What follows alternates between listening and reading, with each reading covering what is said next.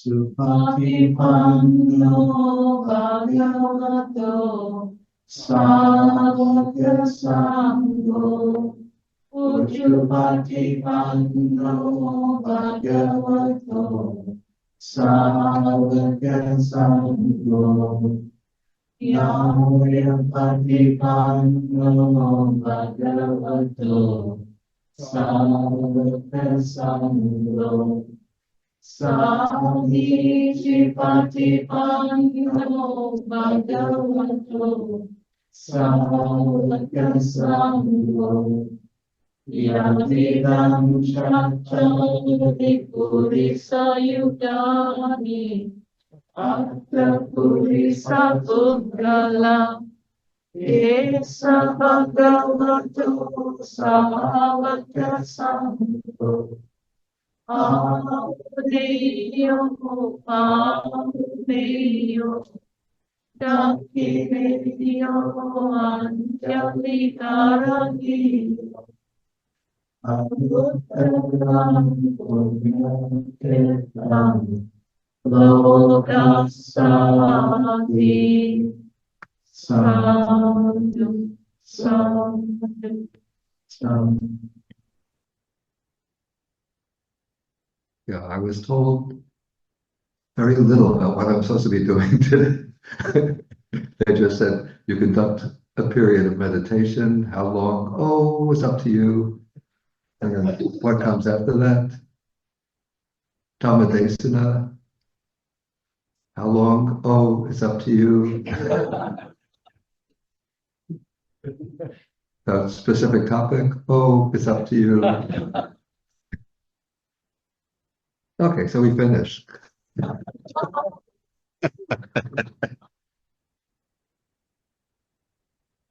Okay, there was very nice chanting, that Supati Pando chanting. Okay, so we'll do a period of meditation, sitting meditation first. So everybody can take your congenial sitting position.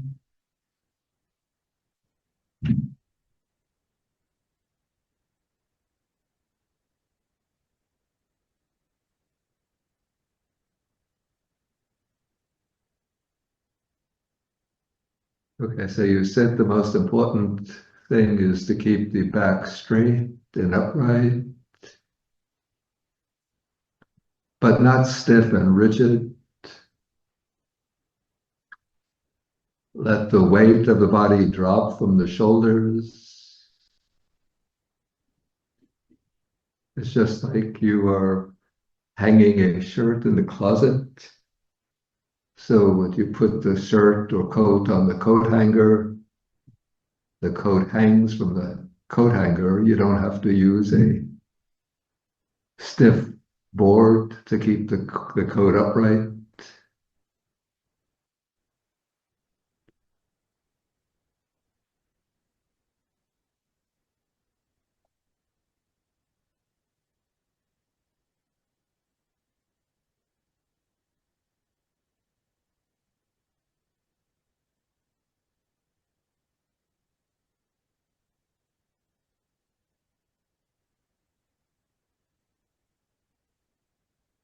Then you can keep the hands on the lap, one hand over the other with the thumbs lightly touching. But if you prefer, you can keep the hands on the knees or on the thighs, whatever your preference is.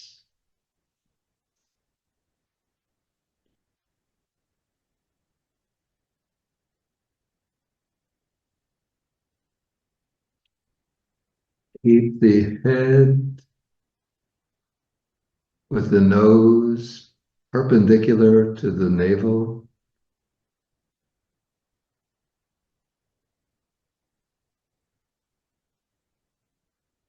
Mouth closed, eyes lightly closed, or if you prefer, you can have them slightly open, but the gaze cast down, whichever you prefer.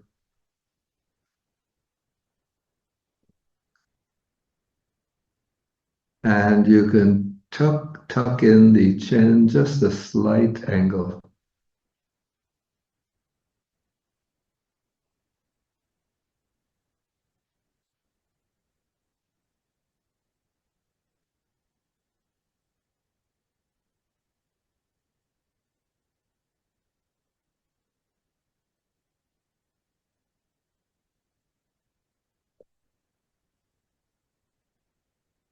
And then once you have a solid, secure, but comfortable sitting position, you set up mindfulness in the body,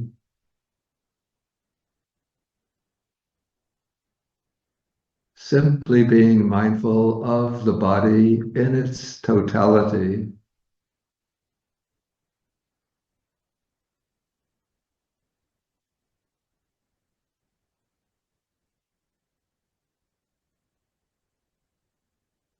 And if you feel any tensions or tightness, just loosen, relax those parts of the body where there's tension.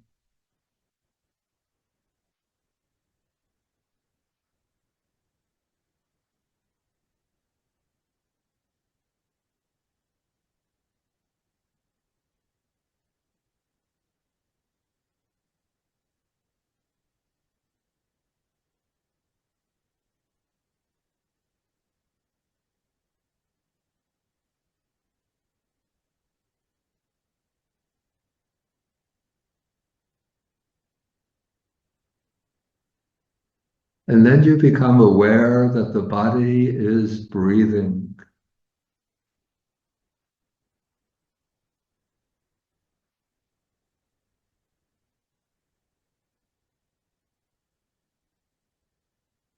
Just feel the movement of the whole body as you're breathing in and breathing out.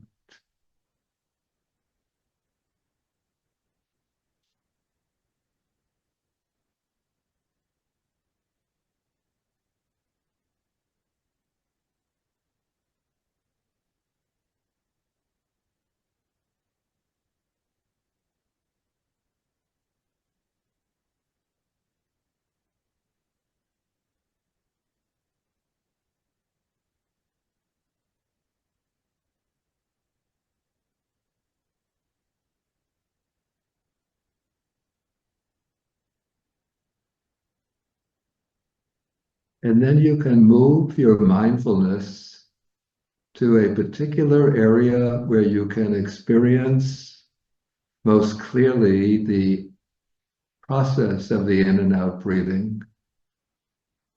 This can be the area around the nostrils or the upper lip, where you feel the air coming in and going out.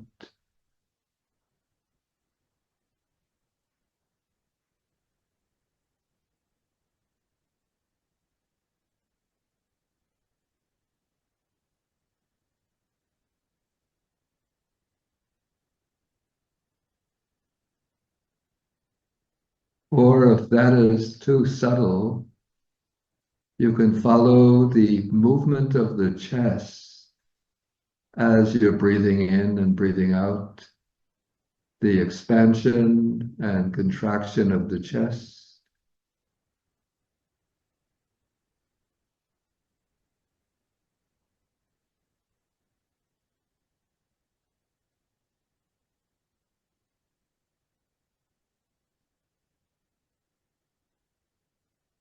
Or you can follow the rising and falling movement of the abdomen as you're breathing in and breathing out.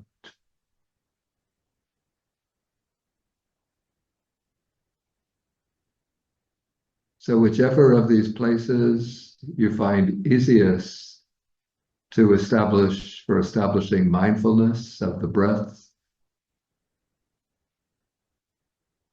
you set up your mindfulness in that area, but don't tighten the mindfulness. The mindfulness should always be soft, gentle, relaxed, but alert. trying to follow each in-breath, each out-breath as continuously, as consistently as possible.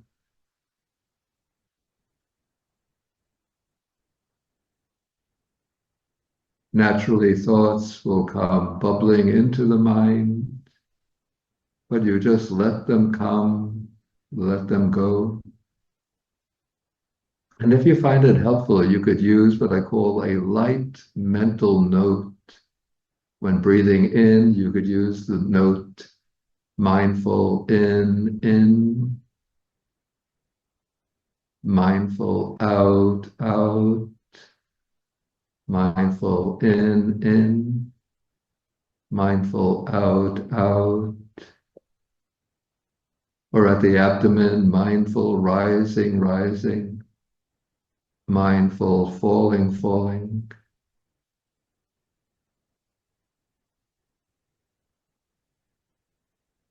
And whenever you lose track of the breath, again, you just let go of whatever distractions arise. Come back first to the felt sense of the body in the sitting position. Then become aware of the body breathing in and breathing out. Then move back to the place of observation.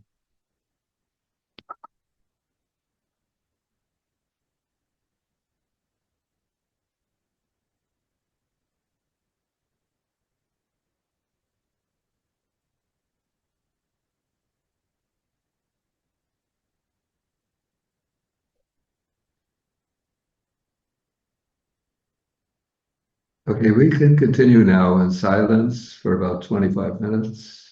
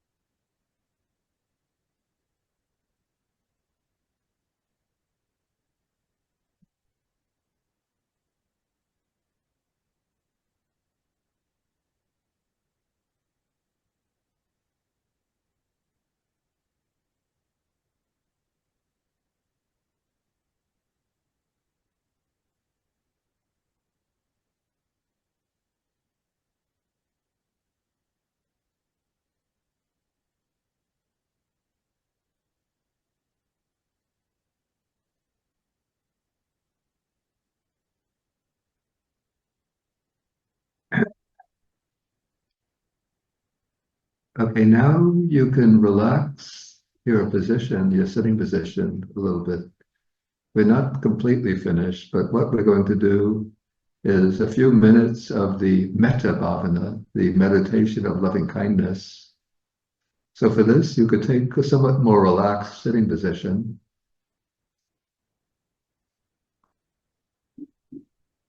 And again, you set up mindfulness first in the body as a whole.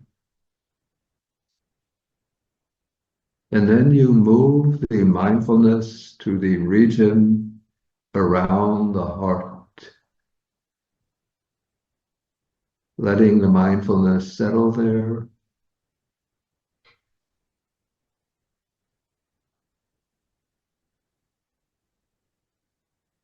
And then from the heart base, we're going to use the very broad, general type of loving kindness meditation, not focusing on specific people, but just generating the wish from the heart. May all living beings be well. May all living beings be happy. May all living beings be safe from harm and danger. So you turn those phrases over in your mind, using them as means of generating from the heart the sincere wish for all beings to be well, happy, and safe. And so we'll do this just for about 5 minutes.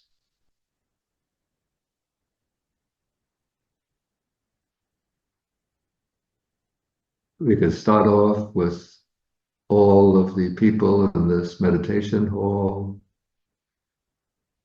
whether you know them or don't know them, but you generate the wish. May all of my fellow meditators here be well, happy, and safe.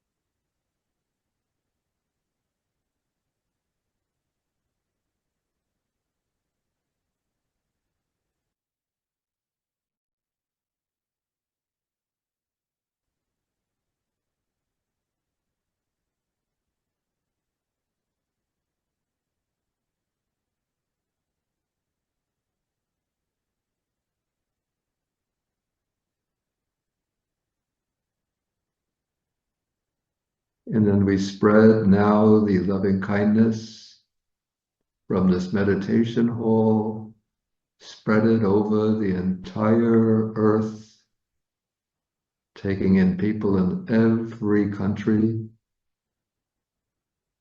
every race, religion, ethnicity. And again, from the heart, you generate the wish. May all of the people in this world, especially those facing war, famine, illness, climate catastrophes, poverty, may they all be well. May they be happy. May they be safe.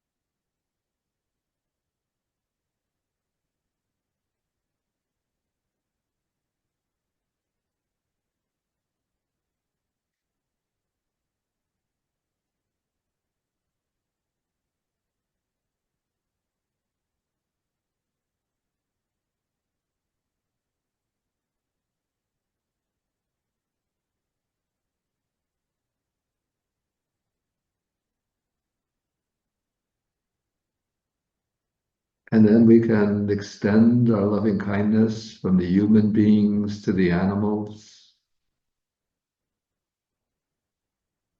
So many animals today face danger, especially from human beings.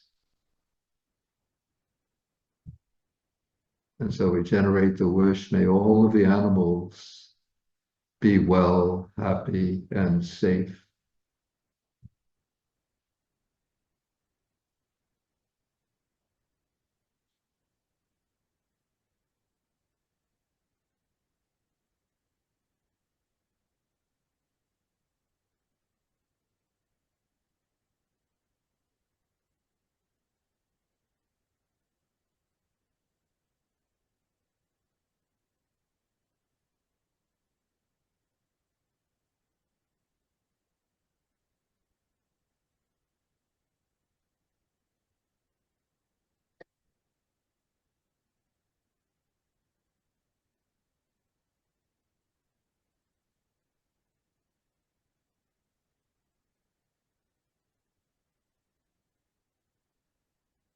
And then we spread the loving kindness to all sentient beings in all the different realms of existence, whether from the heavenly realms to the ghostly realm, even to the hell realms, wishing that all beings be well. May they all be truly happy. May they be safe from all harm and all danger.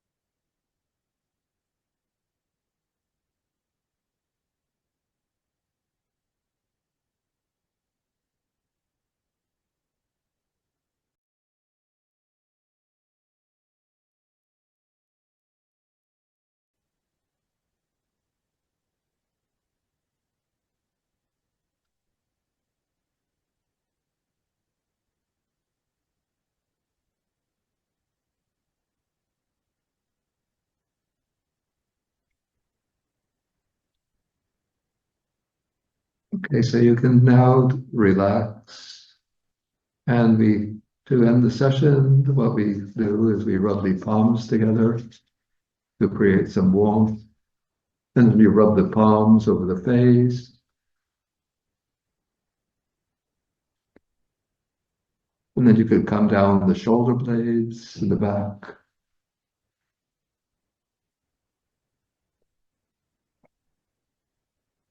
And then come down the lower back. And then to the buttocks. And then come down to the knees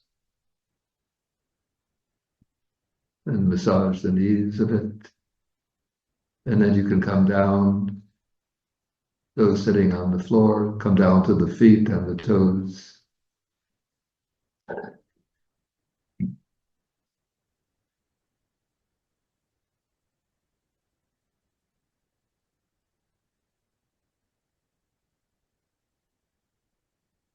So do you want to stand before the talk? Do you want to stand up and bend and stretch a little? Okay, I see some people going, yes. Yeah, if you've been sitting a long time, then if you have to go straight into listening to a talk, then you get restless.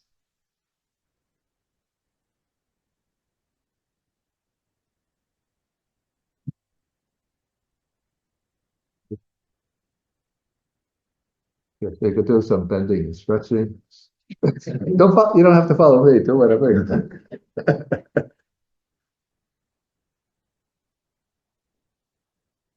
Yeah, just for about 2 minutes.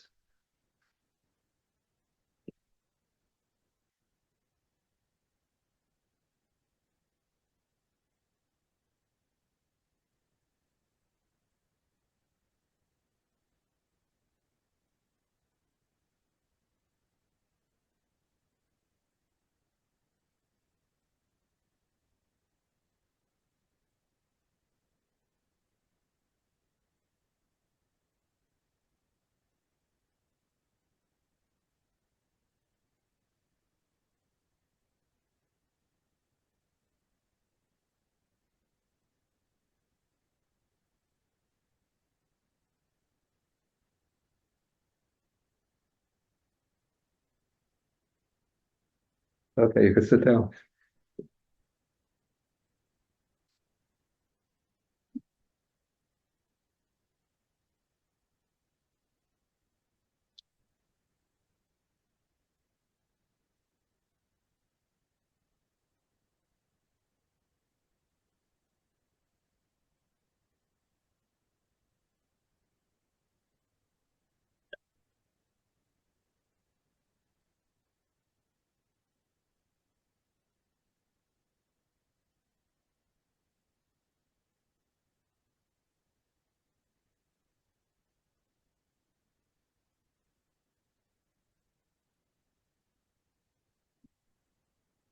Okay, so I think we start the talk now. Is that the procedure?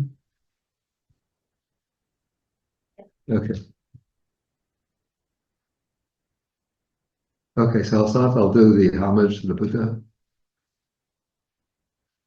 Namo tassa bhagavato arahato samma sambuddhassa. Namo tassa bhagavato arahato samma sambuddhassa. Namo tassa bhagavato arahato samma sambuddhassa. So homage to the Blessed One, the Worthy One, the fully enlightened one.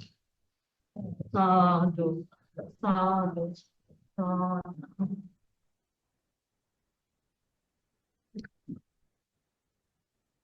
Yeah, I see people are still coming in. Yeah, so I thought for the subject, I was thinking what to do, what would be a useful topic for the talk. And then I thought there are some verses in the Maṅgalasutta that I found to be very, very useful for our practical training. And these are some verses that come pretty much in the middle of the Maṅgalasutta. I guess probably most of you are familiar with the Maṅgalasutta. It's one of the most popular Parita suttas, recitation suttas, or blessing suttas in the Theravada tradition. And over this past Labor Day, do you have Labor Day in Canada? Yes. The same beginning of September? Okay. I thought it was a uniquely American holiday. No. The rest of the world observes their Labor Day usually May 1st. But the Americans didn't like it because it's connected with the communism, socialism. Okay, so over the Labor Day weekend, I conducted a combined teaching and meditation retreat at Dwangan Monastery where I live. And it revolved around the Maṅgalasutta, explaining the Maṅgalasutta in detail, collecting many, many suttas from different places in the Sutta Pitaka that elaborate upon the ideas in those verses. So now what I want to do is to take 3 verses that come pretty much in the middle of the sutta, which, the way I see it, provide a very broad and extensive framework for both ethical training, moral training, and call this the development, the preliminary steps in the development of wisdom. So in practicing Buddhism, we could say we need these 2 aspects to the practice: the development of our moral qualities, developing our character, our moral fiber, you could say. And at the same time, parallel to this, we have to develop our wisdom, our understanding, our comprehension, which doesn't just mean sitting and doing vipassana meditation, but there's a process for developing wisdom, very broad, deep, extensive wisdom. And there are certain steps to obtaining, developing that wisdom. And so the 2 have to be balanced. And the 2, really, they come to their culmination, their fulfillment in the character of the Buddha. So the Buddha, we say he's Vijja Charana Sampanno. We recite it all the time, but do we know the actual meaning of this? Vijja is sort of knowledge, not intellectual knowledge, but it's wisdom knowledge. And Charana is conduct. So that shows the 2 aspects that come to fulfillment or perfection in the character of the Buddha. The Buddha is one who is fully mastered the wisdom aspect, starting from vidya or knowledge, expanding to wisdom. And he's also one with charana, with the solid, firm, strong, glorious, we could say luminous, moral character, characterized by, especially by his ethical discipline, the way the commentaries explain the restraint of the senses, contentment, moderation in food, and so on. They enumerate like 15, I think it's 15 aspects of charana. But we don't have to be concerned with all of those aspects, but the main point of emphasis is that the Buddha displays in his conduct, I would say, the qualities always of kindness and compassion. And then in his understanding, he has penetrative wisdom. And those 2 come together and they're perfected in the Buddha. And so we don't all have to expect to become as perfect as the Buddha to reach that perfection of wisdom and conduct, knowledge and character. But in our training, we have to develop those 2 aspects of the path. So if you just train in the aspect of character, conduct, you can have an ethical person, a moral person, a person who's kind, considerate, polite, compassionate, gentle. But without wisdom, the person will just be a good ordinary person, but not have that kind of wisdom that leads to progress along the path. But if you have not, let's say, knowledge, we can't call it wisdom, but without the character, without the aspect of character, if you just have a kind of intellectual understanding without developing a strong moral fiber, strong moral foundation, that intellectual understanding can be controlled and dominated by the unwholesome dispositions of the mind, so that wisdom can turn into, or that knowledge, that intellectual capacity might turn into just cleverness or intellectual sharpness and acuity. And it could even turn into a very disastrous direction, where it turns into using one's intellect to manipulate and control and dominate others and control them for your own advantage. So it becomes sort of a very dangerous quality, as we can see in some people with very high degrees of intellectual capacity, but very, very poor moral fiber, almost absence of moral fiber. Now, rather sad to say, being from the United States, it's really not a joking matter, but they're about to take control of this country, that country. People like that, very, very brilliant minds intellectually, but distorted moral characters.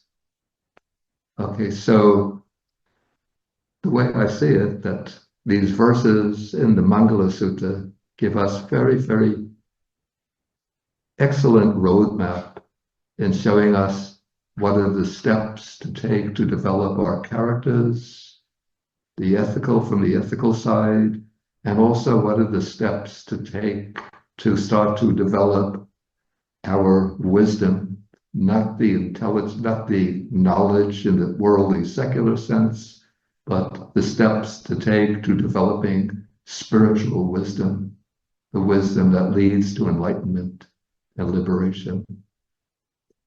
So probably most of you know these verses, but I'll just sort of recite them in Pali, first one by one, and then look at their meaning. And the way I would explain this, you see, there are 3 verses. The second 2 verses combine the aspects concerned with character development and with the development of knowledge or wisdom. But the way I would explain them is to take the aspects concerned with development of knowledge or wisdom, to take those, put those in one category, and then the verses concerned with the development of character, put them in another category. So we sort of separate out the threads. So first verse, we don't have to separate anything.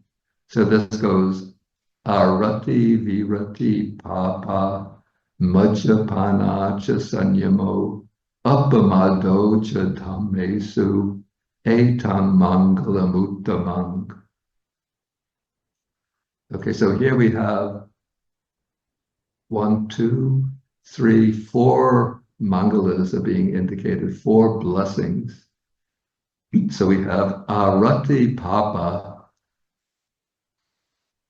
That means desisting from evil, or desisting from what is wrong, desisting from the unwholesome. So this is really the first step in ethical development, that we have to recognize what is unwholesome, what is wrong, and we have to desist from it, to stop it.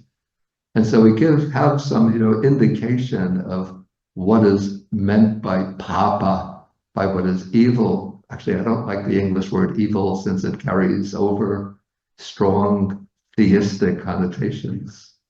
So we could say desisting from what is bad, what is unwholesome. So what is papa, bad, is the same as what is akusala, what is unwholesome. And so the Buddha shows us, very clearly what is meant by what is unwholesome. So at a very simple, most basic level, we have the 5 precepts, and those show us the things that are to be stopped, to be desisted from. So we have killing, stealing, sexual misconduct, false speech, and the use of intoxicants. So that is a simple code. And then a somewhat more elaborate code is indicated in, we have, of course, you know, the Buddhist texts, they love lists, numerical lists. So then we have an expanded list with the 10 types of unwholesome karma. Again, we have killing, stealing, sexual misconduct, then abstaining from 4 types of transgression of speech, stopping lying, then malicious or slanderous speech, harsh speech, and idle chatter. And then the 3 that are concerned with the mind, desisting from thoughts of covetousness or extreme greed, desisting from thoughts of ill will, and relinquishing, giving up wrong views and acquiring right view. So we begin by desisting. We have to examine our conduct to see whether we're engaging in these kinds of actions. And when we recognize these, then we desist from them. That is arati papa, desisting from what is wrong, from bad conduct. But then comes the next one, seems very similar. This is virati papa. So there's a difference, subtle difference between arati. Arati is stopping, desisting, and virati means abstaining from. So first you find you're engaging in any kind of misconduct, you desist from it, and then you have to make the determination to abstain from it, to refrain from it. And so this is why we have precepts. So the precepts don't say panati pata aramani sikapadang samadhiyami. They don't say desisting from killing, stealing, but they say refraining from it.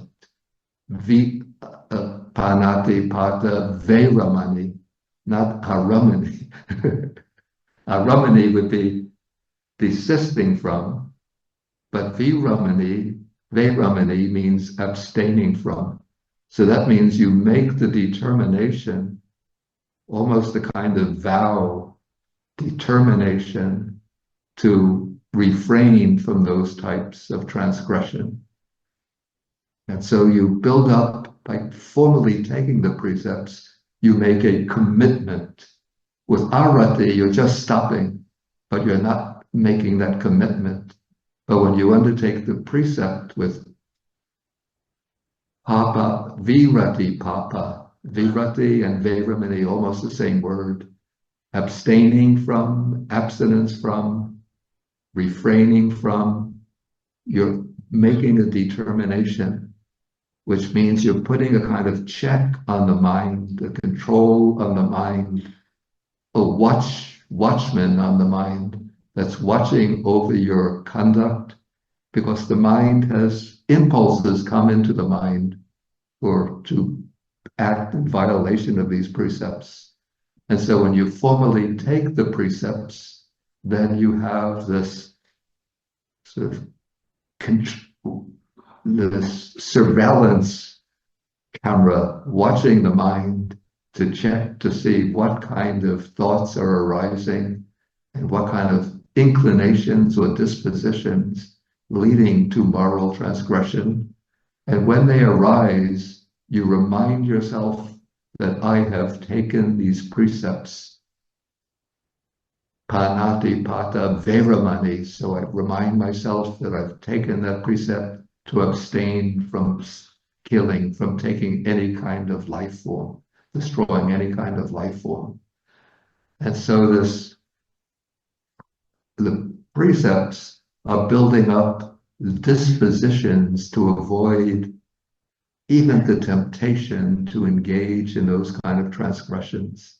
And this is why I say that probably most of you are familiar with this, but when you take the precepts, don't just do it as a kind of mechanical recitation that you do on occasion.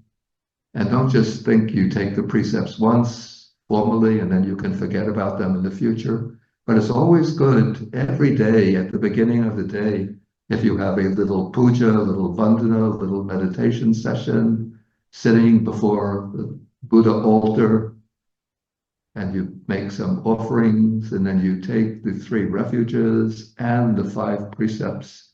And when you take the five precepts, then it imprints on the mind that control, that regulation that will prevent you from violating the precepts. And in this way, you're building up a stronger and stronger foundation, ethical foundation in the mind that's going to protect you from transgression. And by protecting you from transgression, it also protects others from being harmed.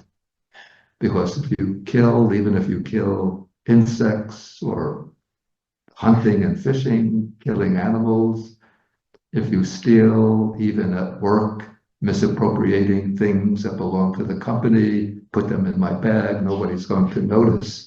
Why are you laughing? That's kind of stealing. Of course, if the company has a water fountain, you can drink from the water fountain. Sometimes they have a tea and coffee corner where you can take tea and coffee, but that's for the employees. But you don't take some of the packets of sugar or cream and put them in your pocketbook to take them home. Okay, so you establish this check on the mind, which becomes a powerful force, powerful moral force, which protects others as well as yourself. And we have to like understand, because as Buddhists, we have the understanding of the working of the law of karma. So even if you can get away with little actions, ethical transgressions, and nobody is noticing, and you don't think anybody is being directly harmed, but these transgressions can have karmic impacts in the future. They generate unwholesome karma with the capacity to ripen and bring harm and suffering to yourself in the future. Okay, so this is the first two of these mangalas, Rati, Virati, Papa. Then the next one is yeah. I know it. It's just that when I'm speaking, I have to go back to the beginning to get the one that comes next. Okay. Yeah. So this is Majjapana Sanyamo. So this is Majjapana. So Majjapana is intoxicating drink, and Sanyamo is refraining from. So even though abstaining from the use of intoxicants is included among the five precepts, but here we have that particular factor sort of separated out. So I think the sense here is that papa, bad or evil, refers to the first four transgressions or the 10 types of unwholesome action. But the act of drinking alcohol, drinking liquor in itself, I say honestly, it's not unwholesome. The problem with drinking alcohol is that first, it weakens the operation of conscience, or in Pali, this would be hiri and ottappa, that is the sense of shame and fear of consequences. So when a person uses alcohol, then that moral surveillance, it's like the surveillance camera that's watching over the mind.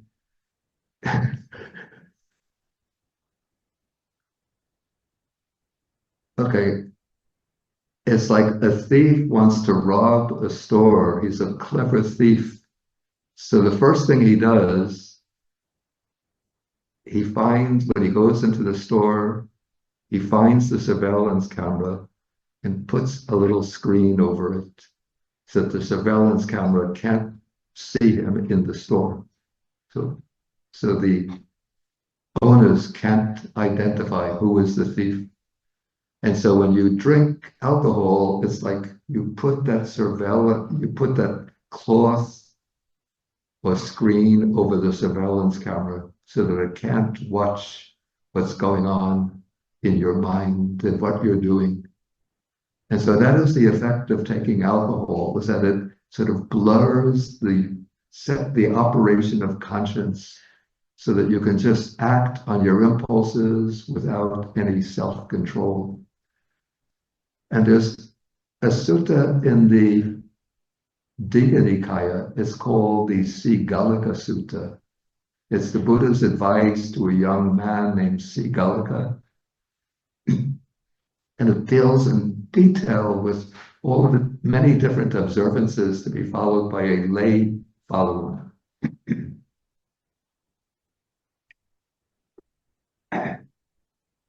And one of the sections, the Buddha explains to Sigalika the harm that comes from the use of intoxicants. I don't remember all of the factors there. I didn't look at it before coming here. But some years ago, out of curiosity, I put into the omniscient mind of Google a search for dangers of alcohol use. And it took me to a website, and there was a list of the bad consequences, the undesirable consequences from the use of alcohol. And they were so similar to the list that we find in the Sigalika Sutta. So some of the things is that includes harm to the liver, of course, danger to the heart, danger to the brain, atrophy of the brain, of mental functioning. The use of alcohol leads to quarrels and fights within the family. I think whenever there's crime in the family, murder or abuse, especially the man abusing his wife, I think like in 70% of the cases, it's due to the use of alcohol, or the use of alcohol lies behind it. When the parents abuse their children, again, one of the main factors is the use of alcohol. And of course, what they didn't have in the Buddha's time, what we have today are automobiles. And so such a high percentage of automobile accidents are due to the fact that the driver responsible for driving, but the driver responsible for the accident had been using alcohol. I think even the Sigalika Sutta mentions one of the dangers in the use of alcohol is bodily injury. So we can see the extension today in automobile accidents. And so these are some of the reasons we could say that one should abstain from the use of alcohol and other intoxicants. The use of cannabis, again, if you're driving, it could distort perception and lead to accidents. And then innocent people who have not partaken in the use of those drugs, they get injured or killed because some person has violated those basic standards. Okay, so we have now Majjapana Sanyamo, refraining from the use of intoxicating drinks. And then the next one is Appamadesu, Appama. This is Rati Virati Papa Majjapana Sanyamo, Appamado Chadamesu. So this is Appamada. Appamada is, we translate that heedfulness or diligence. And it's a very, very broad term, which the way I understand it, it means sort of combines mindfulness, hiri and otapa, conscientiousness, and virya, energy, in the task of applying oneself to one's conduct in everyday life, as well as in the practice of Dhamma.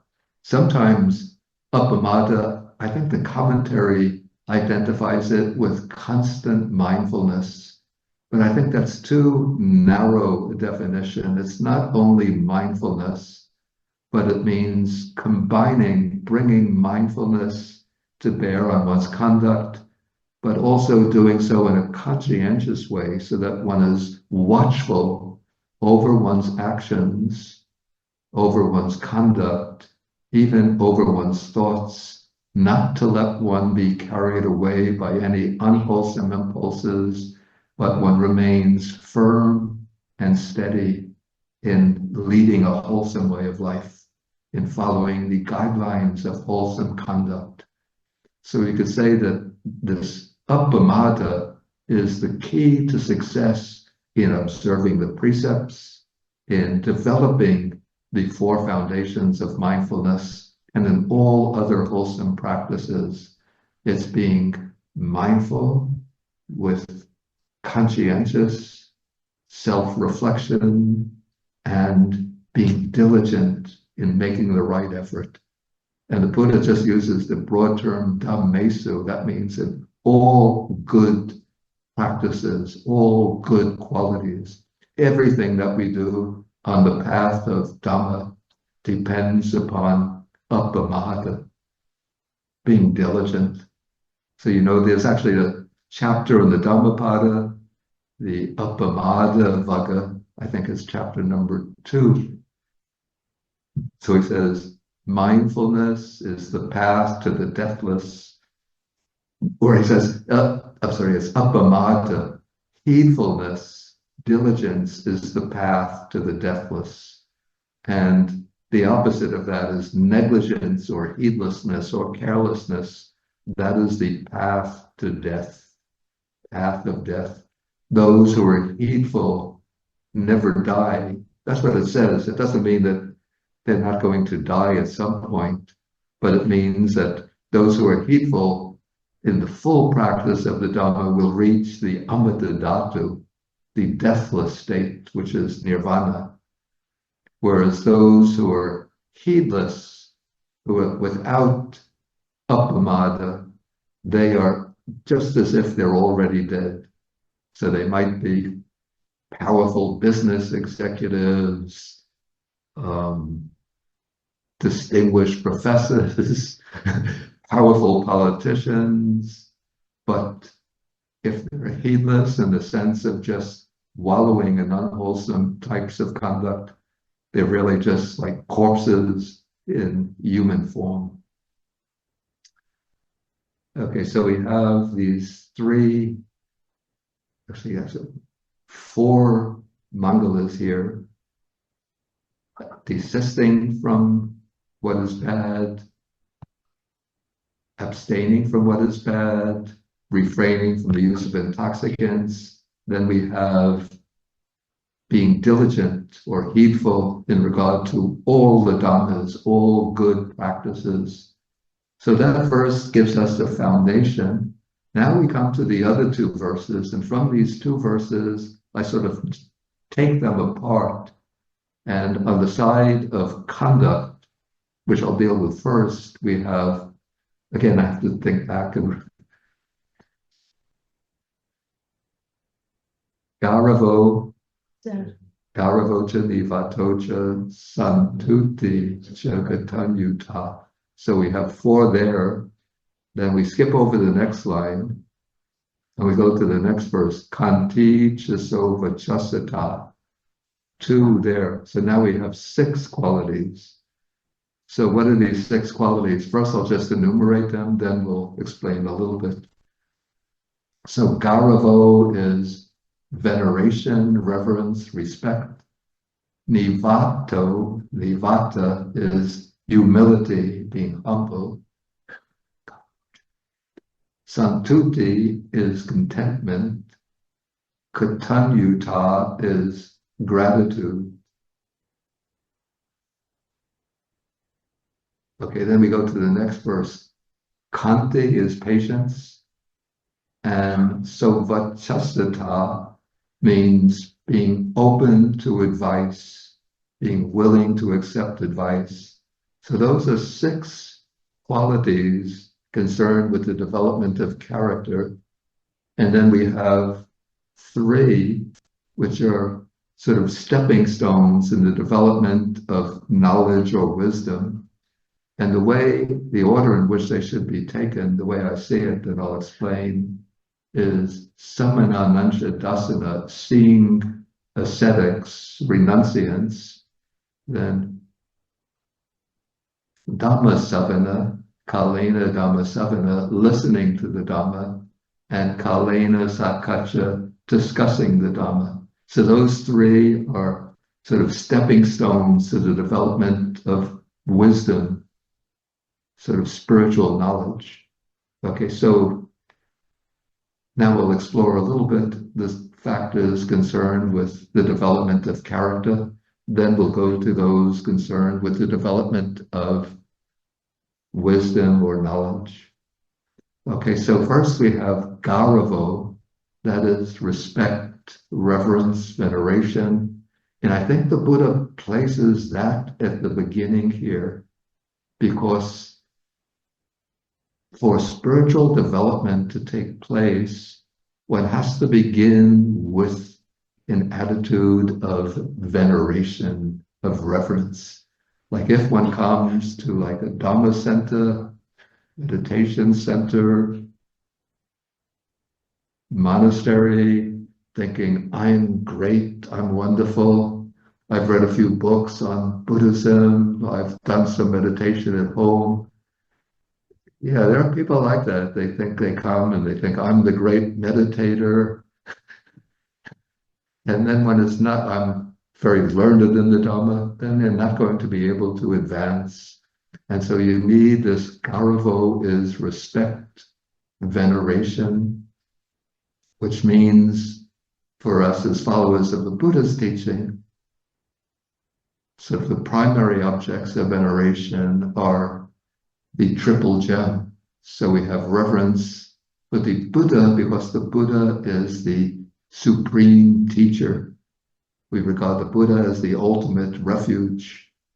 And then we have reverence for of course, for the Dhamma and the Sangha. And so we see that the Buddha, the way I say it, the Buddha is sort of the source of the Dhamma, in that the Buddha is the one who expounds the Dhamma. And then the Sangha is sort of the children of the Buddha in the sense that they're born through the wisdom of the Buddha. So we say the sons and daughters of the Buddha. And so we have reverence for the three jewels, and that sort of opens our heart to receive the anubhava. Anubhava is the spiritual power of the three jewels that supports us and sustains us in our spiritual practice. Often you hear the monks will recite, Bhavatu sabba mangalam rakantu sabba devata sabba buddhanubhavena dhammanubhavena sanganubhavena. So there's something there called anubhava. It's the spiritual power, sustaining power of Buddha, Dhamma, Sangha. And that spiritual power has a kind of function of blessing, of flooding the mind, even at the subconscious level, and supporting and sustaining us in our practice. And the way we become open to that anubhava, to the spiritual power of the three jewels, is through veneration, reverence. And reverence means that we set up the three jewels as our guiding ideals, as the kind of light that we follow through the darkness of our lives. It's like we're moving through, a little bit like we're wandering through a dark forest. We don't know which way to go. And then we see maybe in the distance a light, or even three lights shining. And we know that that's the way out from the forest. And then we pursue those three lights and we come out from the forest. So those three lights are like the light of the three jewels. And so we have reverence, veneration for the three jewels, which we express in various ways through bowing, vandana, or anjali, joining the palms together, and reciting verses of praise to the three jewels. So that's veneration, that quality of opening the mind through respect and admiration, and even adoration for the highest spiritual ideals. But also in traditional good in society, we should also have maybe not veneration, but respect. So we say respect for our parents, and students should have respect for their teachers, and not only for religious or spiritual teachers, but even in secular education. I think so many features in our contemporary education system show a lack of this respect. I mean, when I went to school, we would call our teachers Mr. this or Mr. that, or Professor Jones, Professor Smith. Now they refer, I think the students call the teachers by the first name. Is that the case? Steve or Jones. Yeah, so that creates some, and even I think in some families, children are calling their parents by their proper names rather than mother or father or mom or dad. So that creates too much familiarity, and that kind of lack of respect breaks down.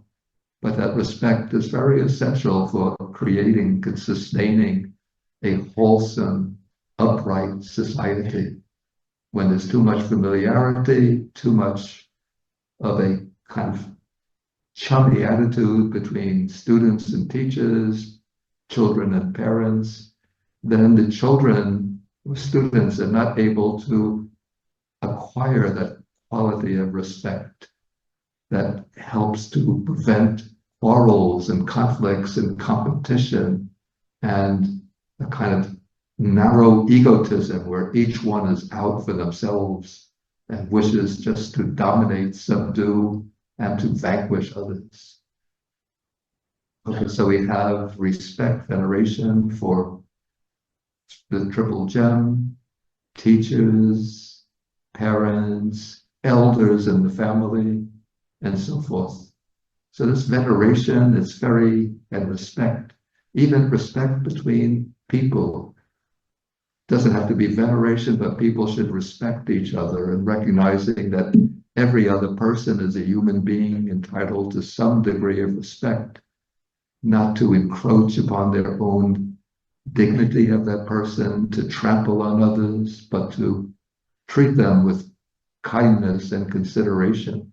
And that creates a harmonious, flourishing society.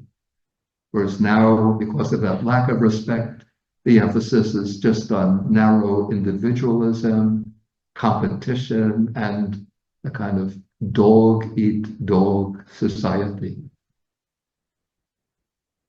Okay, so we have veneration or respect, and the next one is sort of almost the flip side of respect, and that is humility. That is not promoting one's ego, boosting one's own status, but being humble. Humble goes along with being respectful. So we don't really have to say much about nivato, humility. Or maybe what I'll say is that humility is the antidote to conceit. And conceit is one of the Buddha says that it's one of the most dangerous defilements of the mind. Of course, conceit is that quality that boosts the sense of I am important, I'm number one, I'm the best, I'm the chief. And so to get rid of that conceit, that inflation of the ego, one develops humility. And humility also is a quality that enables one to learn. So you have respect and humility. So when you approach teachers, you approach monastics in the Buddha's context, then when you are humble and respectful, then the monk or teacher will see that you have the capacity to learn. But if you come proud and arrogant, thinking that you know so much, then the monk will not really be interested in teaching you and guiding you. But I know from first-hand experience, he'll be thinking, how do I get rid of that person?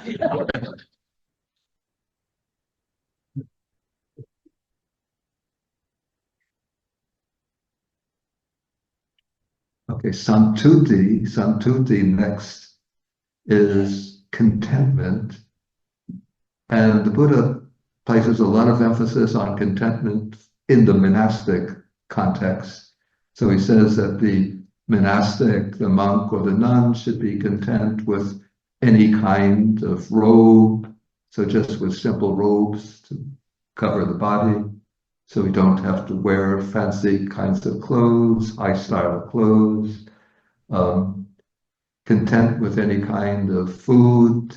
And the ideal from ancient times, from the Buddhist time, was for the monks to collect their food by going on alms round. And when you're going on alms rounds, sometimes people don't have food prepared, so they'll just get whatever they have available. I remember when I was in Sri Lanka, because in Sri Lanka, unlike Burma and Thailand, it's not customary for the monks to go on alms round in Sri Lanka. So when we would go on alms round, sometimes choosing a new neighborhood, people don't have food already prepared. And so that day we would just get bread and bananas. No, seriously, we call that a bread and banana alms round. But you have to be content with that for the day. But usually then they'll ask, will you come tomorrow? And then we say yes. And then the next day they'll have food prepared. But the first day you just have to receive bread and bananas. And you can get by. You're not going to die of hunger if you just get bread and bananas. Bananas are very healthy. Okay. Okay, so one is content with whatever food one obtains, and of course one has a dwelling place. And then the fourth thing are medicinal requisites. So that is the ideal for the monastic. And the Buddha sort of establishes sort of an ideal standard for the monastic, and then he makes various allowances. The ideal standard for the dwelling place is the foot of a tree. And the ideal for the monk for food is to collect the food on alms round. The ideal for the robe is a robe that is stitched together by oneself out of pieces of rags that one has found, either cast away on the side of a robe or in a cemetery, cremation ground. And the ideal for medicine is, they call it fermented cow's urine, which is said to have medicinal qualities, though I've never tried it myself. So that is sort of the ideal standards, which actually few monastics follow today, or even through the centuries. But it sets up a certain standard. But the ideal is to really live a simple life of contentment with the basic material requisites in order to sustain and support one's practice. And so transposing that into the context of the household life, we can't, of course, expect lay people with families to adhere to standards of contentment like that. In fact, few monastics do. I mean, I have a phone and computer and bookcases with books and some other electronic equipment, a camera.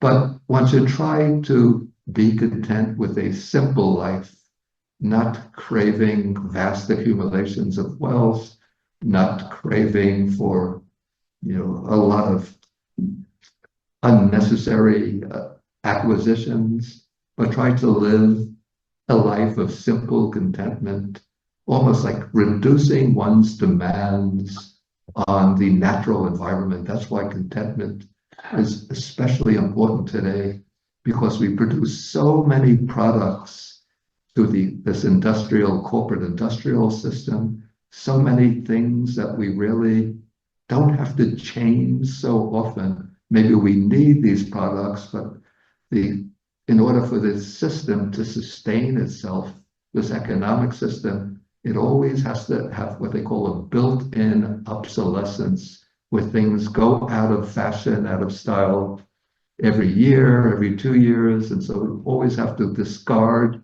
all of the equipment that has been produced a couple of years earlier to replace it with new ones. And all of that is just draining the natural resources of the earth, draining the energy sources, and we're filling the air, water, earth with these pollutant byproducts of the process of production.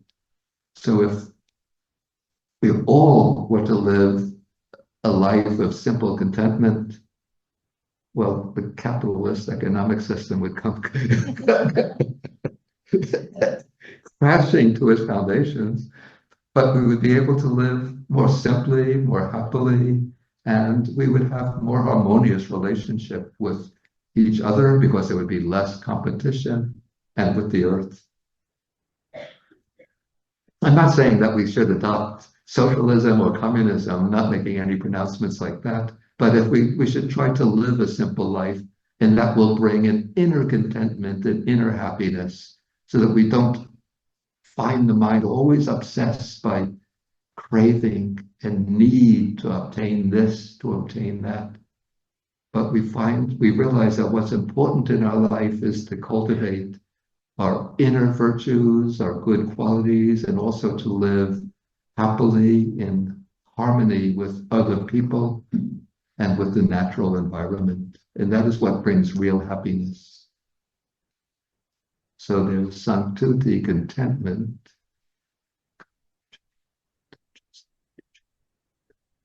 Oh, the next one is extremely important. That is katanyuta, gratitude. Yeah, the Buddha says in a sutta, he says that one of the most difficult things to find is a person who is truly grateful and thankful. So that's why, even though in the traditional list of 40 meditation subjects, we have metta, karuna, mudita, upekkha, the four Brahma Viharas, but I would add a fifth one, except that it's not universal like the others are, but even you can make gratitude a meditation subject. So you're not generating gratitude to everybody, but my teacher in Sri Lanka, Venerable Nyanaponika, the German monk Nyanaponika, he used to do this meditation of gratitude, thinking of back to his parents, especially his mother, who raised him with a great deal of love and kindness, then thinking back to his teacher, who was the first German monk in history, in European history, in history. This was the Venerable Nyanatiloka. And then he would think back with gratitude towards his companions in the monastic life, most of whom by that time had passed away, his gratitude towards his dayakas, his supporters in Sri Lanka. And he would do that as a regular meditation practice.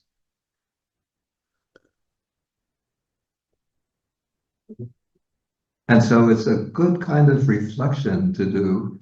In fact, you could even extend the gratitude towards, if you have a car, you go into the gas station, maybe some young guy comes out and cleans, I don't know if they do this anymore, clean the windshield and then ask, what kind of gas do you want? He fills the car with gas, and we just don't even pay any attention to him.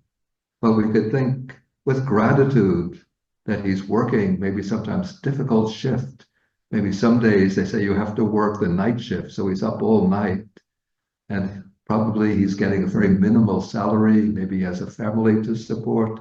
And so you think of him with gratitude. And then every day, maybe you go to your mailbox, you open the mailbox, take out whatever letters or packages are there. But you could think that there's a postman, or now it's a postwoman, mailman or mailwoman, who comes delivering the mail every day. You maybe never see them, or occasionally just see them and say, hi, how are you? But you could do a reflection that your contact with the world comes, especially the bills that come in, come through the mail. And so you're dependent on the mail person.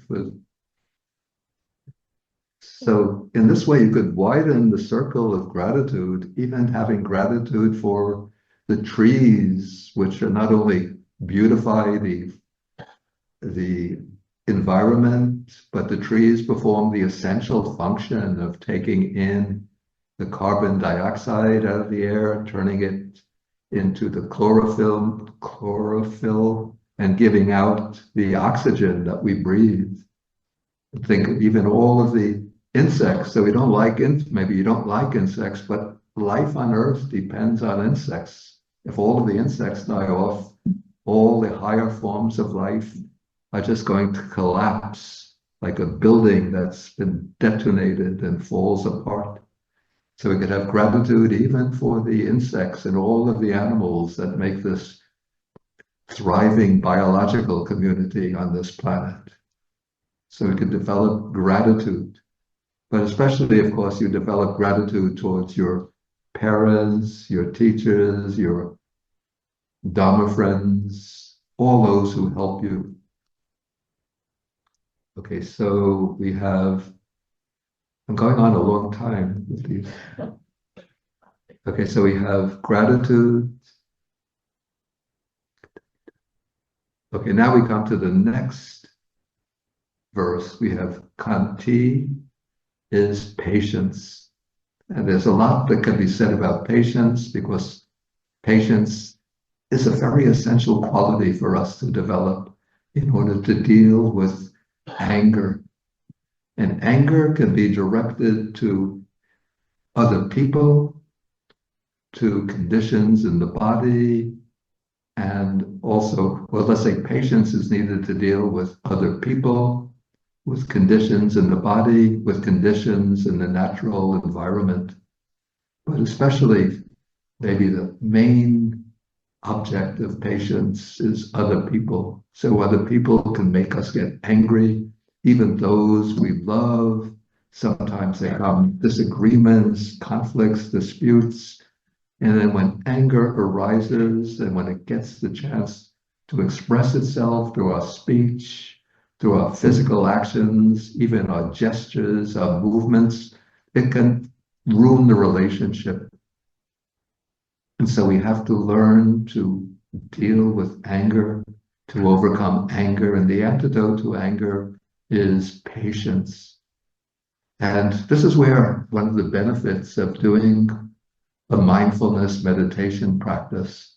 Because what happens if you have a person without a trained mind? As soon as anger arises in the mind, the person is immediately going to lash out.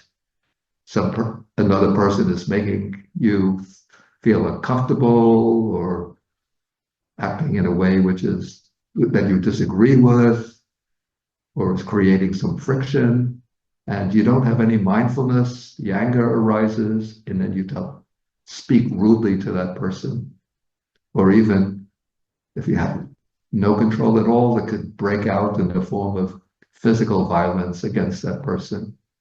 But what happens when you have mindfulness, when you find the anger arising in the mind, you recognize, I'm getting angry.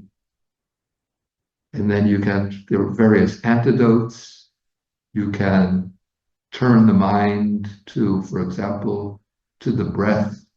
And before responding, just mindfully breathe in, breathe out, maybe just a few times, like 3 or 4 cycles of in and out breathing.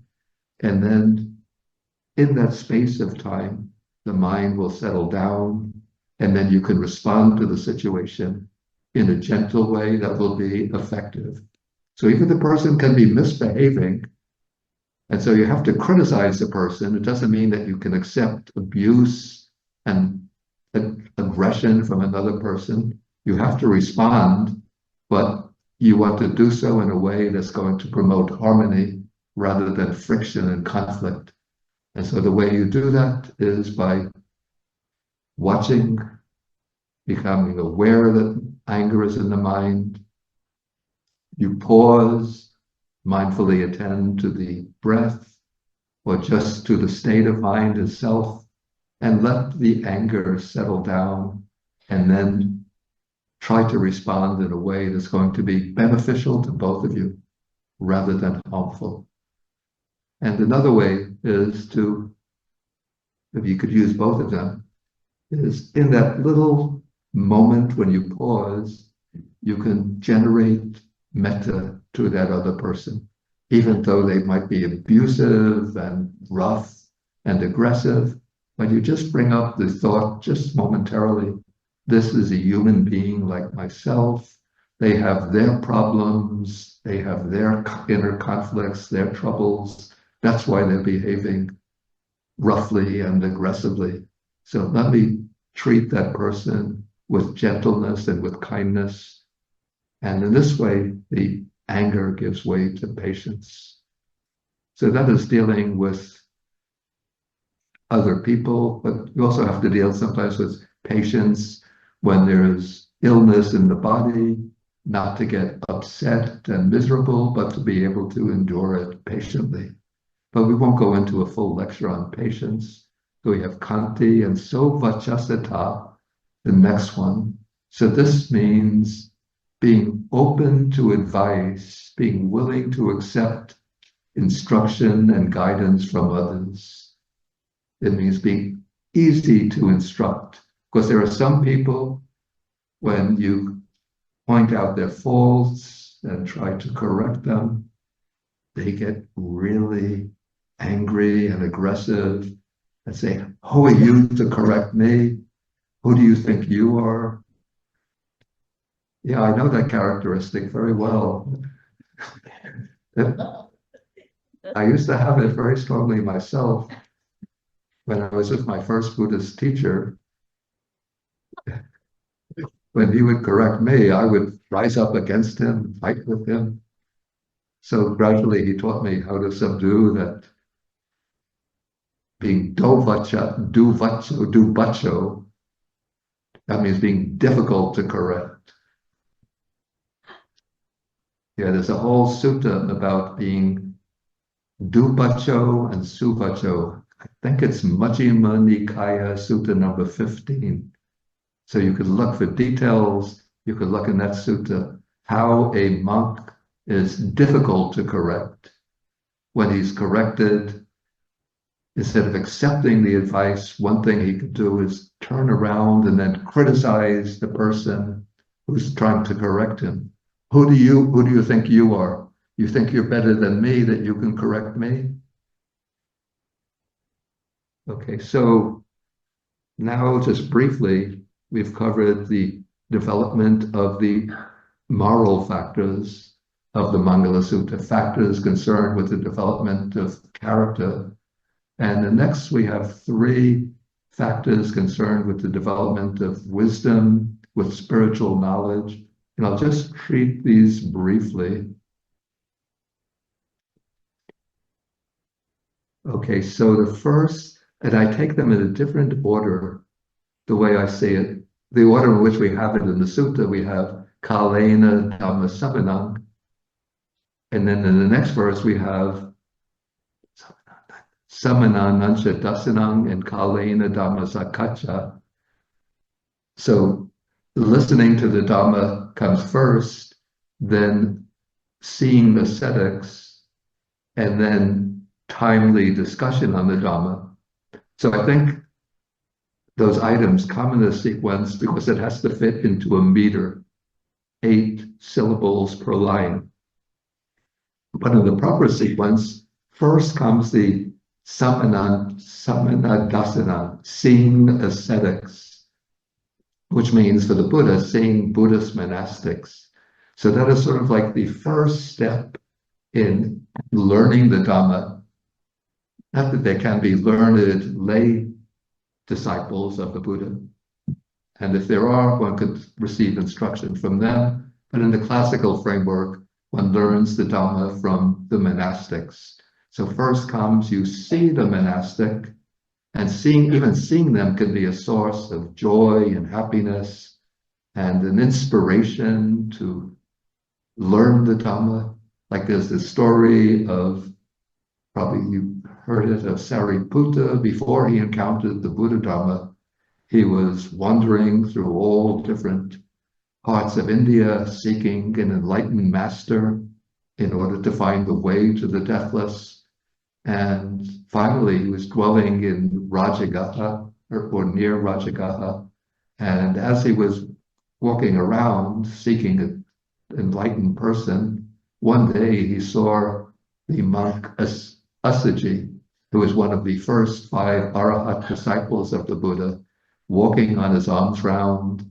And when he saw Asaji, immediately he was so impressed by Asaji's manner of walking, pausing in front of each house, mindfully collecting food, going on to the next house. And when he saw Asaji, he thought, wow, that monk is either an arhat himself or one who's definitely on the path to arhatship. And then after Asaji finished his alms round and then sat down for his meal and finished his meal, then Sariputta came to him and questioned him about his teaching. And that's how Sariputta entered the Buddhasasana. So just by seeing this monk walking so mindfully, so peacefully, sort of inspired him to question about the Buddha's teaching. Okay, so we have seeing of ascetics, and then it's not enough just to see them. If you just see them, it becomes a kind of worship. Oh, he's such wonderful, so great. What does he teach? I don't know. I never really asked him. But one has to listen to the Dhamma. So that means that you open your mind, open your heart, and set up a strong mindfulness and determination to learn. And there are various teachings we find, especially in the Anguttara Nikaya, the steps in learning the Dhamma. Yeah, there's actually a methodical system of education just embedded in 5 steps that one has to listen to the Dhamma. You listen to the teaching, then you retain it in mind. So you have to preserve what you hear. Don't just listen casually and let it vanish. So when you go to classes, rather than listening to sermons, I always advise people bring a notebook and a pen and take notes. But nowadays, what diligent students bring a computer, type their notes. But that doesn't matter. Okay, so you take notes. That is like helping you to retain the teaching. Then the traditional way of learning is to recite. So once you learn and remember, then you recite to impress the teaching on the mind, to ensure that you don't forget it. So that's why we have monks have specialized in memorizing large bodies of texts, which they can recite from memory. Even in Burma, there have been some Tripitaka-dharas, those who memorize the entire 3 baskets of the teaching. Okay, so you recite, then comes reflection with the mind. That is, you examine the meaning in order to understand the teaching. And then the 5th is penetration with insight. This is where you practice and develop the mind in meditation, and then you develop insight so that you can see the truth of the teaching. But that all starts with listening to the Dhamma. But then once you listen to the Dhamma, then comes the 3rd step here, and that is Dhamma Sakkacha. That is having discussions on the Dhamma. Because this is a way in which you enrich your knowledge, your understanding, by, you could like take a teaching, could be like a chapter from the Dhammapada, some verses from the Dhammapada, take a sutta, and a number of people get together. Nobody is in the position of the teacher, but maybe there could be a facilitator, coordinator, and people present their understanding of the teaching or explain how they adopt this teaching and practice it in their life. And when you have these discussions on the Dhamma, then you get to see the meaning of a teaching from different points of view, and that expands your own understanding. And sometimes you could have misunderstandings, And when you discuss the Dhamma with others, particularly if you're somebody really knowledgeable, then they can correct your misunderstandings. Yeah, there's an interesting sutta. We dealt with it in my Saturday morning class a few weeks ago, where a group of monks are sitting around after their meal, and one of them quotes a verse from the Parayana chapter of the Sutta Nipata and says, how do you understand, he asks the other monks, how do you understand the meaning of this verse? And then each monk explains their understanding of the verse from a different point of view. So we got 6 different ways of understanding that verse.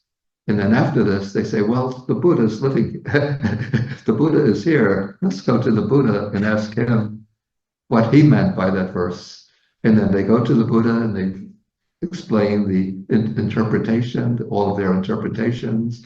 And then the Buddha says, interestingly, he says, you have all spoken well. That means that they weren't wrong. They all had a correct understanding of the verse, but they were explaining it in different ways.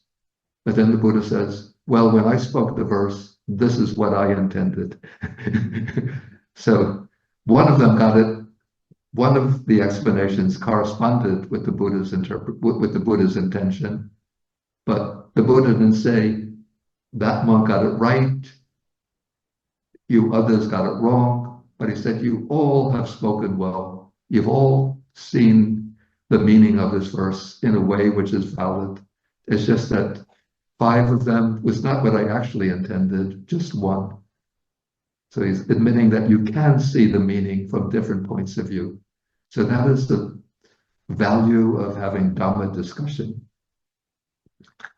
Okay, I think I've spoken quite a lot. And so just to bring this all together, so we could see in these verses, we have 3 verses which lay out guidelines to the development of moral character, the fiber of our character, which is so essential, and stepping stones to the development of spiritual knowledge and wisdom. So on the side of developing the moral fiber, we have stopping bad conduct and then refraining or abstaining from bad conduct by undertaking and following precepts, abstaining from the use of intoxicants, being diligent in whatever wholesome practices we undertake. Then going into the next verse, we have veneration or reverence, humility, contentment, and gratitude, and then patience, and being open to advice, being willing to accept advice. And then for the development of spiritual knowledge, Dhamma knowledge, we have seeing renunciance, samana, dasanam, and listening to the Dhamma, listening respectfully with an open, retentive mind, and then holding discussions on the Dhamma to clarify our understanding. So these are some useful guidelines laid down in this classic Maṅgalasutta. Well, thank you for one speech. It was very enlightening. I wanted to talk about the arising thoughts, as in when we're talking about, you're talking about anger and different things. I think a lot of us, especially who are here, are very committed to wanting to be compassionate, to do the right thing, to conduct ourselves in very good ways. And a lot of us struggle ongoingly with thoughts we'd rather not have, impulses we'd rather not have. Yeah. And we want to be,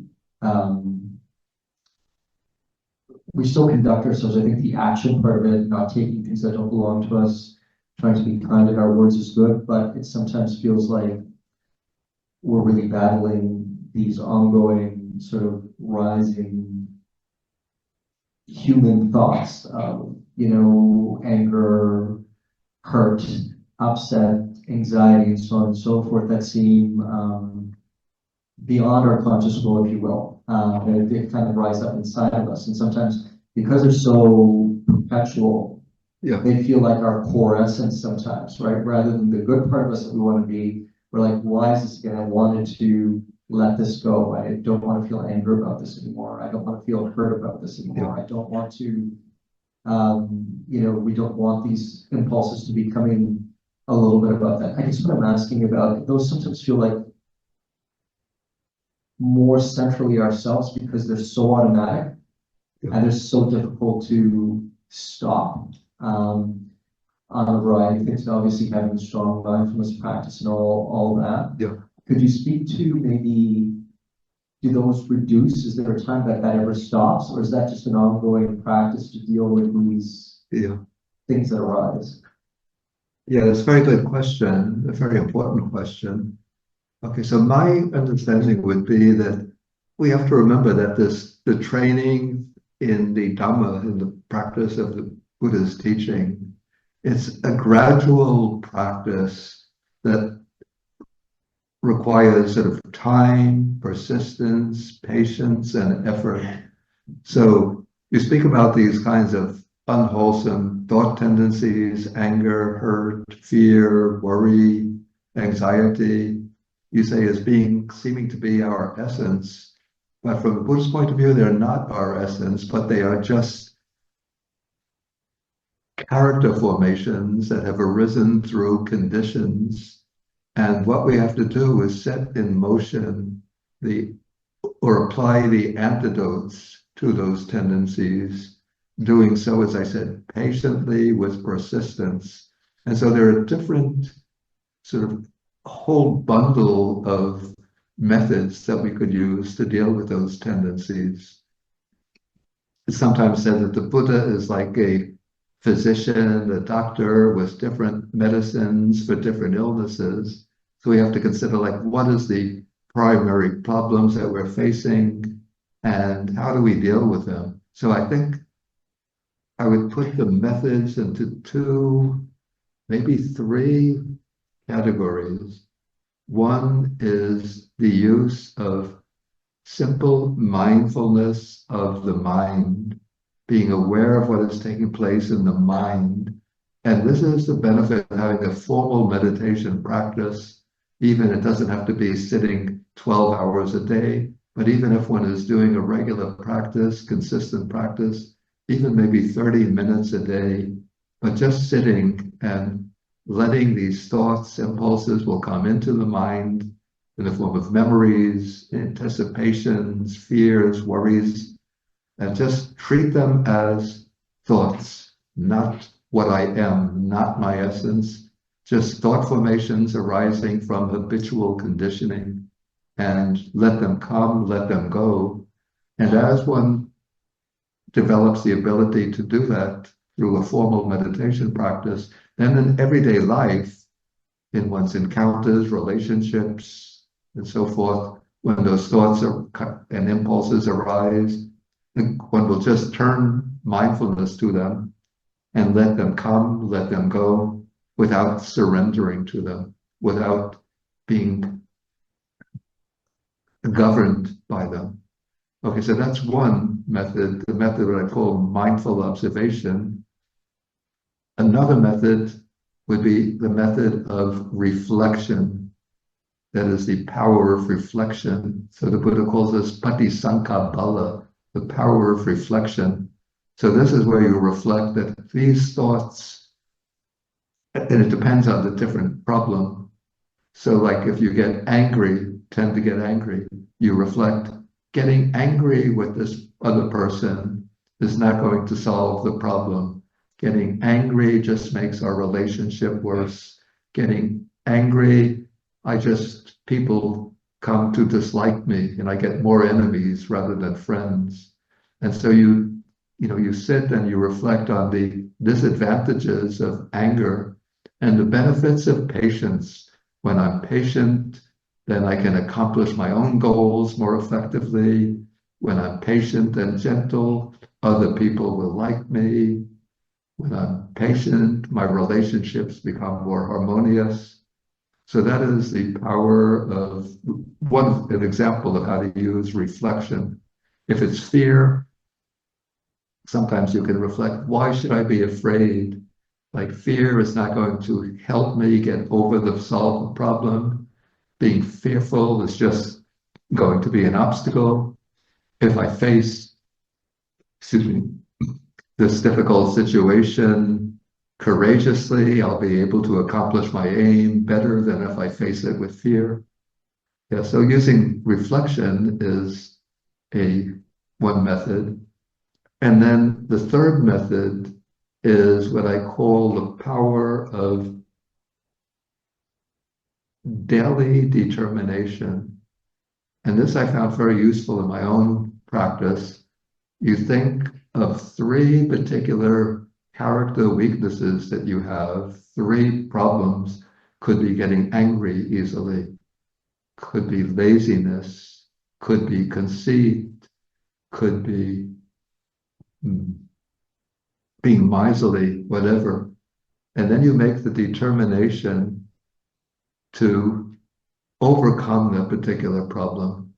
So if you have a tendency to be miserly, not to share with others, you make the determination every day, may I be generous, sharing what I can with others with a mind of joy. If you get angry easily, make the determination, may I be patient under all conditions, no matter how provocative they might be. If you're lazy, may I be filled with energy and vigor in accomplishing my goals and so forth. And when you do this daily reflection, you're building up new habit formations in the mind that are going to counteract those harmful and obstructive dispositions. Thank you.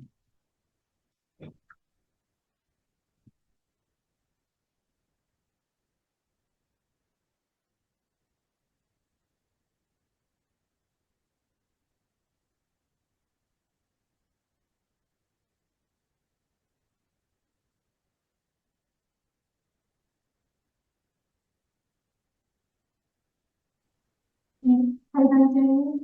I know someone who has recently likes to go hunting and fishing.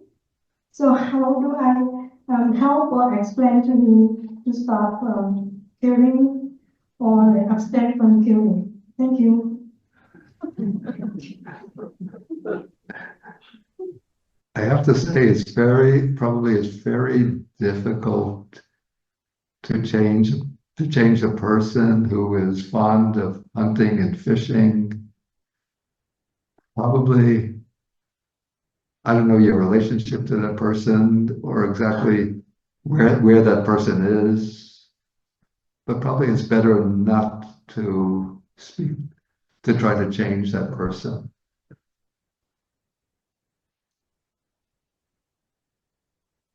Sometimes you have to let people find out for themselves.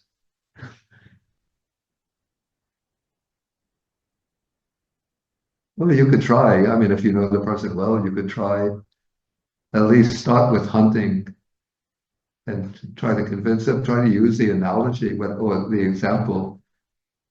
Okay, what kind of animal they hunt? They like to hunt, say, deer. Okay, so they shoot a deer. That deer might be the mother of little fawns.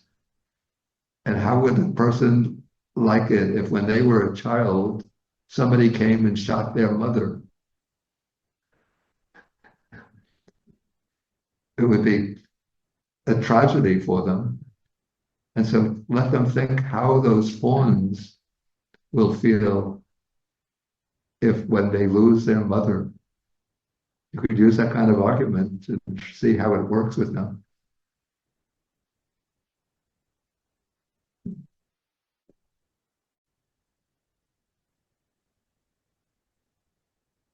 Okay, any further questions?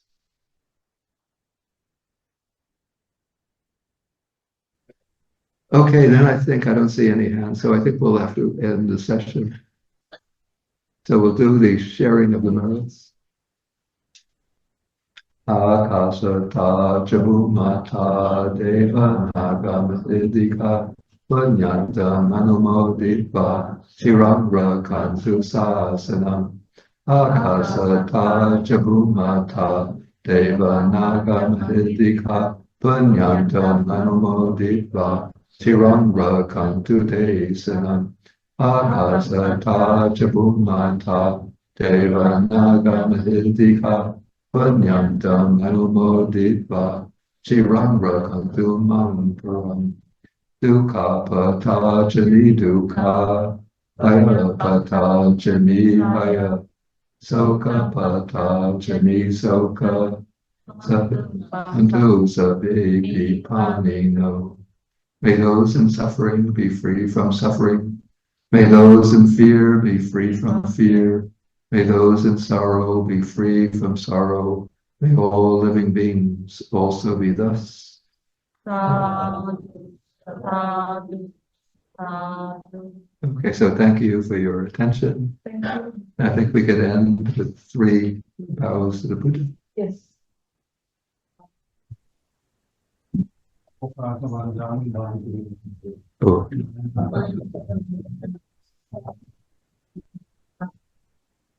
Kami na tanang punya, may hanggang ang sa kamuya. O kasa lang ina.